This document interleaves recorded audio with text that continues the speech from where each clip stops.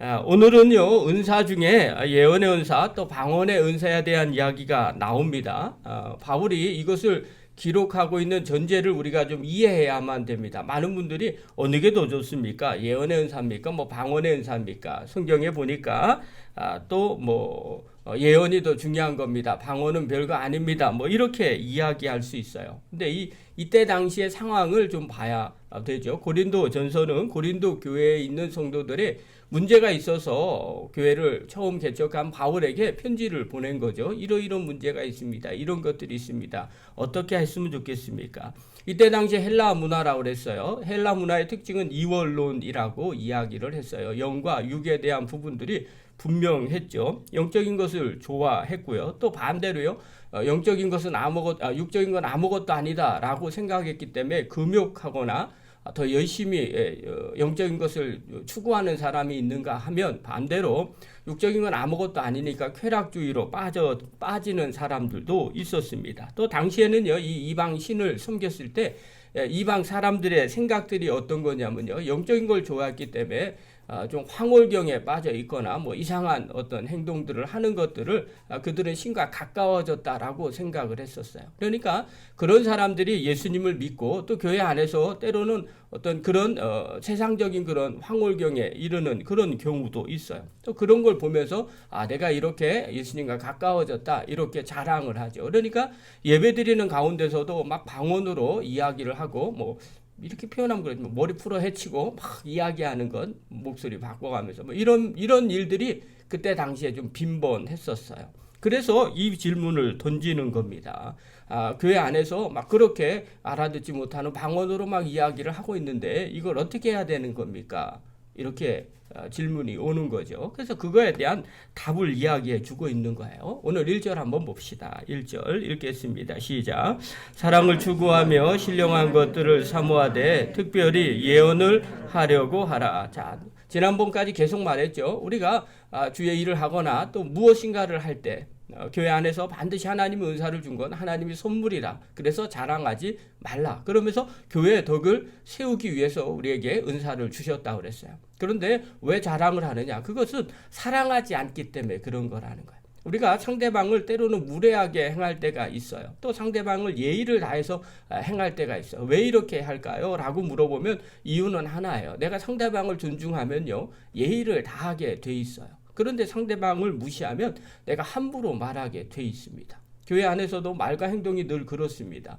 어떤 분은 꼭 주변 사람들을 힘들게 합니다. 왜 힘들게 하냐면 자기중심적으로 생각하기 때문에 그렇습니다. 주변 사람들을 생각하고 배려하면 함부로 내가 이런 말 하지 않죠. 또 이런 말 하면 상대방이 어떨까? 뭐 이렇게 생각을 하죠. 그래서 되게 조심하면서 이야기를 나눕니다. 그런데 자기만 아는 사람들은요, 자기 기분대로 말하게 돼 있습니다. 상대방을 사랑하지 않기 때문에 그런 거죠. 그러니까 은사를 자랑하는 그 모습들도, 그리고 편을 가르는 그 모습들도 그 안에는 바울의 생각은 사랑하지 않기 때문에 그렇다. 그래서 사랑을 하라고, 사랑을 밑바탕에 두라고 얘기합니다. 그러면서 계속해서 그러면 신령한 것은 어떻게 할까요? 신령한 것을 사모하라는 거예요. 근데 사모하되 특별히 뭘 더 사모하느냐? 예언을 사모하라고 합니다.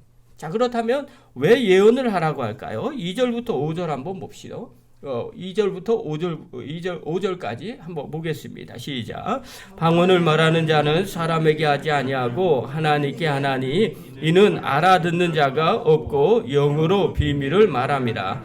그러나 예언하는 자는 사람에게 말하여 덕을 세우며 권면하며 위로하는 것이요 방언을 말하는 자는 자기의 덕을 세우고 예언하는 자는 교회의 덕을 세우나니 나는 너희가 다 방언 말하기를 원하나 특별히 예언하기를 원하노라. 만일 방언을 말하는 자가 통역하여 교회의 덕을 세우지 아니하면 예언하는 자만 못하니라. 자, 방언과 예언에 대한 이야기를 해주는데 그 기준이 뭐냐면요, 특별히 예언을 너는 방언 다 하기를 바란다. 그러나 특별히 예언을 하기를 원한다라고 얘기하는데 이걸 보고 바울이 예언을 더 중요하게 여겼습니다. 이렇게 말할 때가 있어요. 그런데 여기에 기준이 뭐냐면요, 교회라는 게 기준이에요. 교회 안에서 덕을 세우려면 어떻게 해야 되느냐라고 할 때 예언을 더 하는 것이 좋다고 말하는 겁니다.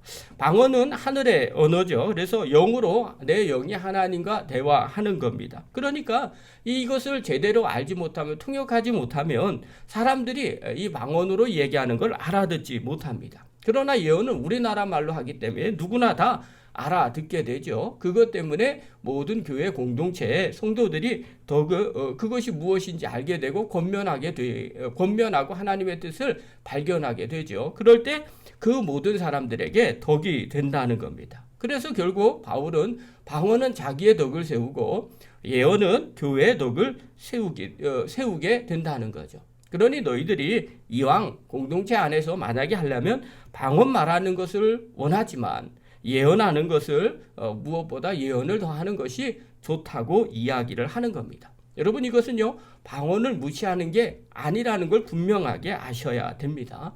어떤 분은 이런 이야기를 합니다. 아이, 방언 그까짓 거 개나 소나 다 받는 거야, 이렇게 말해요. 아니요, 바울의 기준은요, 교회의 덕을 모든 사람들이 예배 드리는데 갑자기 나와서 방언으로 이야기하고 방언으로 설교하고 방언으로 기도하면 다른 사람들이 답답해서 그것을 제대로 알아듣지 못한다는 겁니다. 그래서 그 뒤에 계속해서 뭐라고 얘기하느냐?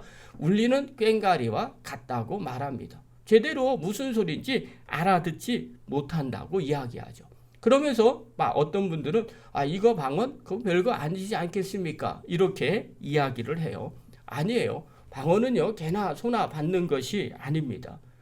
그러면 다르게 생각하죠. 그러면 왜 많은 사람들이 그런 식의 이야기를 할까요? 예, 방언을 사람들이 의외로 많이 받기 때문에 그렇습니다. 그러면 많이 받은 것은 하찮고 나쁜 걸까요? 라고 물어보면 그건 결코 아니라는 겁니다. 여러분, 지구상에 공기가 있어요. 여러분, 산소가 있고 공기가 있어요. 하찮아요. 누구나 다 마실 수 있어요. 그러면 공기가 하찮아 보입니까? 많아서요? 아니에요. 이것은 모든 사람에게 필요하기 때문에 많이 있게 되는 거죠. 그러나 그렇지 않은 사람에게는요, 굳이 많이 있을 필요가 없는 거예요.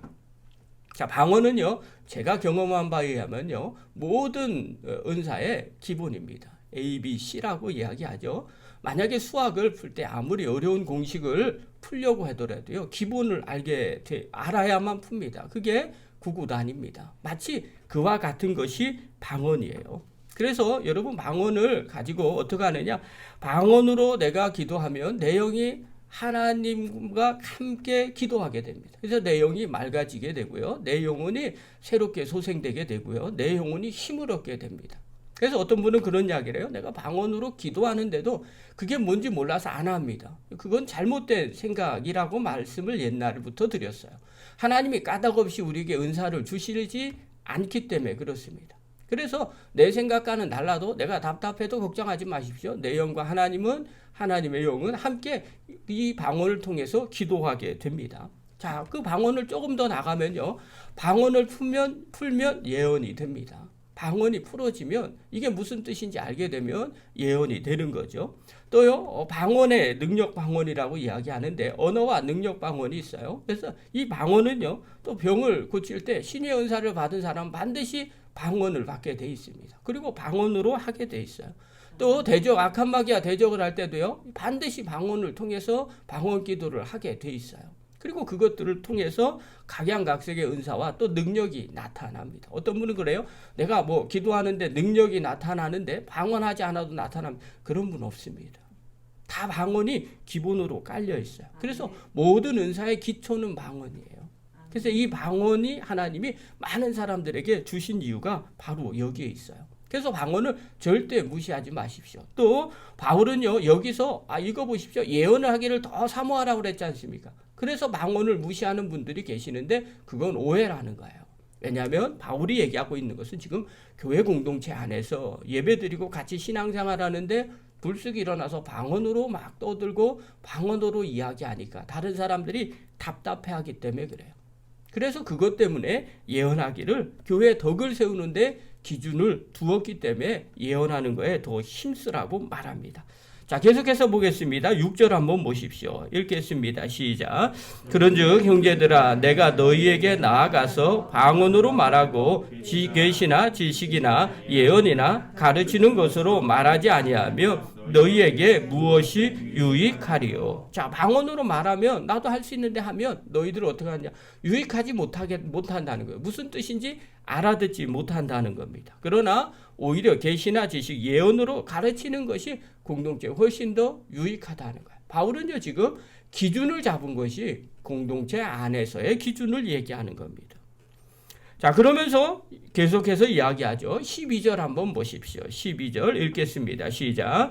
그러므로 너희도 영적인 것을 사모하는 자인즉 교회의 덕을 세우기 위하여 그것이 풍성하기를 구하라. 자, 그러니 바울은요 영적인 것을 열심으로 사모를 하라는 거예요. 너희들이 그런 사람이기 때문에 지금 이런 일들이 생겼다는 거죠.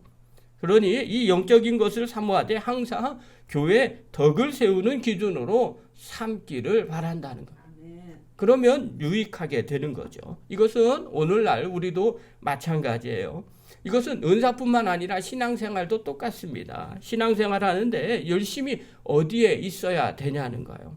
개인적인 거에만 열심히 있어야 되냐는 거죠. 많은 분들이요 교회에서 신앙생활 하면서 자기의 개인적인 거에만 관심 있을 때가 있어요. 내가 은혜를 받았느냐. 기준이 다 나예요. 내가 편안한가. 내가 유익한가. 내가 좋은가. 이렇게 생각을 합니다. 예, 처음에는요 다 이런 생각을 하게 돼 있습니다. 그러나 바울의 입장에서 보면 그거보다는 교회를 더 생각했으면 좋겠다. 다른 사람들을 더 생각했으면 좋겠다. 내가 교회에 도움이 되는가. 내가 다른 사람들을 섬기는가. 또 내가 하는 말과 행동이 틀리지는 않지만 다른 사람들에게 혹여나 불편하거나 피해를 끼치지는 않는가. 이렇게 교회의 덕을 더 생각해 보라는 거예요. 사실 그런 사람들이 성숙한 성도가 되는 거죠.